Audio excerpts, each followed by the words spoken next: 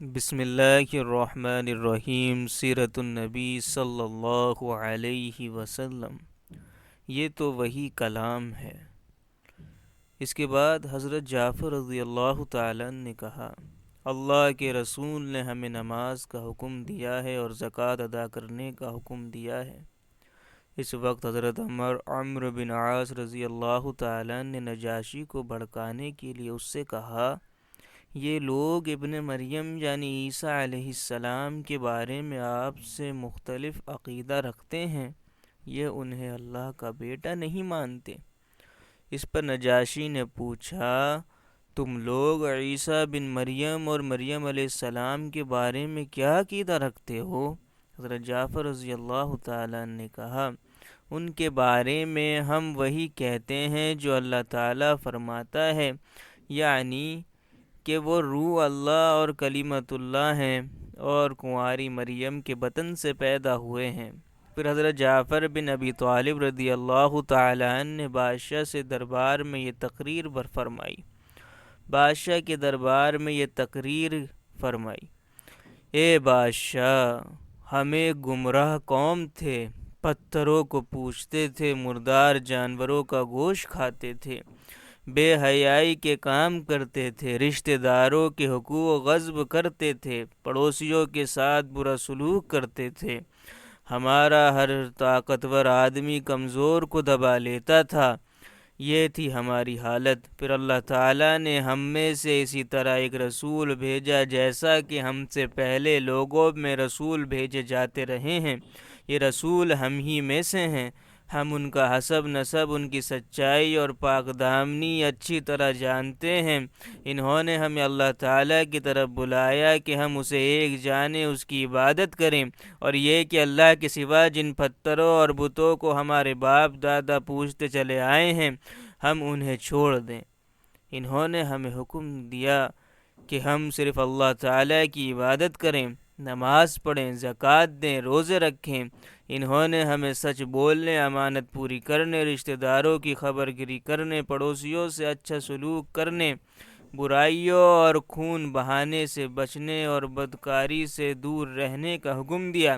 اسی طرح گندی باتیں کرنے، یتیموں کا مال کھانے اور گھروں میں بیٹھنے والی عورتوں پر تہمت لگانے سے منع فرمایا۔ ہم نے ان کی تصدیق کی، ان پر ایمان لائے اور جو تعلیمات وہ لے کر آئے ان کی پیروی کی۔ بس اس بات پر ہماری قوم ہماری دشمن بن گئی تاکہ ہم پتھروں کی پوجا پر مجبور کر سکیں۔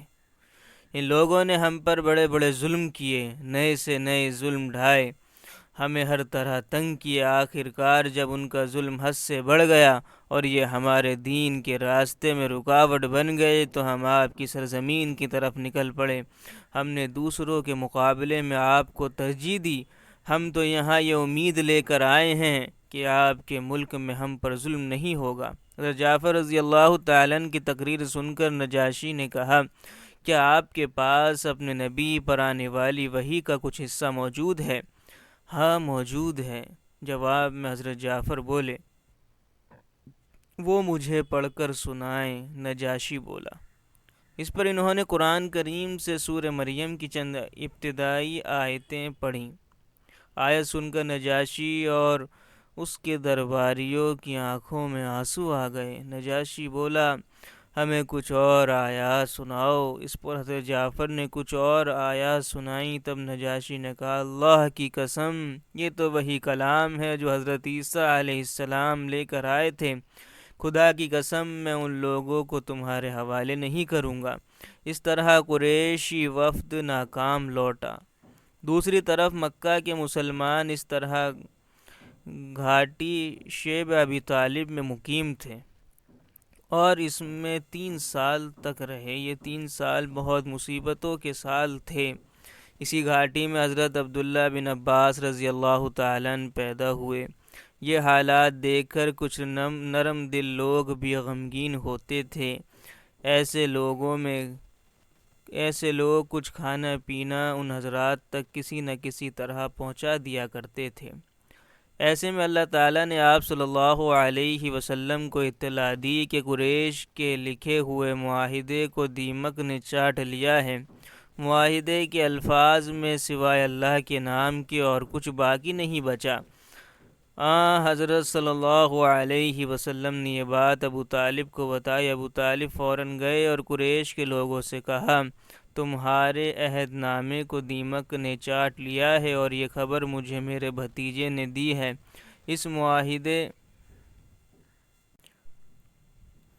معاہدے پر صرف اللہ کا نام باقی رہ گیا ہے۔ اگر بات اس طرح ہے جیسا کہ میرے بھتیجے نے بتایا ہے تو معاہدہ ختم ہو جاتا ہے، لیکن اگر تم اب بھی باز نہ آئے تو پھر سن لو اللہ کی قسم، جب تک ہم میں آخری آدمی بھی باقی ہے اس وقت تک ہم محمد صلی اللہ علیہ وسلم کو تمہارے حوالے نہیں کریں گے۔ یہ سن کر قریش نے کہا، ہمیں تمہاری بات منظور ہے، ہم معاہدے کو دیکھ لیتے ہیں۔ انہوں نے معاہدہ منگوایا، اس کو واقعی دیمک چاٹ چکی تھی، صرف اللہ کا نام باقی تھا۔ اس طرح مشرک اس معاہدے سے باز آ گئے۔ یہ معاہدہ جس شخص نے لکھا تھا اس کا ہاتھ شل ہو گیا تھا۔ معاہدے کا یہ حال دیکھنے کے بعد قریشی لوگ شیب ابی طالب پہنچے۔ انہوں نے نبی کریم صلی اللہ علیہ وسلم اور آپ کے ساتھیوں سے کہا، آپ اپنے گھروں میں آ جائیں، وہ معاہدہ اب ختم ہو گیا ہے۔ اس طرح 3 سال بعد نبی اکرم صلی اللہ علیہ وسلم اور آپ کے ساتھی اپنے گھروں کو لوٹ آئے اور ظلم کا یہ باب بند ہوا۔ اس واقعے کے بعد نجران کا ایک وفد آپ صلی اللہ علیہ وسلم کی خدمت میں حاضر ہوا۔ یہ لوگ عیسائی تھے۔ نجران ان کی بستی کا نام تھا۔ یہ بستی یمن اور مکہ کے درمیان واقع تھی اور مکہ سے قریباً 7 منزل دور تھی۔ اس وقت میں 20 آدمی تھے۔ نبی اکرم صلی اللہ علیہ وسلم کے بارے میں انہیں ان مہاجرین سے معلوم ہوا تھا جو مکہ سے ہجرت کر کے حبشہ چلے گئے تھے۔ حضور صلی اللہ علیہ وسلم اس وقت حرم میں تھے۔ یہ لوگ آپ کے سامنے بیٹھ گئے۔ ادھر قریش مکہ بھی آس پاس بیٹھے تھے۔ انہوں نے اپنے کان آپ صلی اللہ علیہ وسلم اور اس وفد کی بات چیت کی طرف لگا دیے۔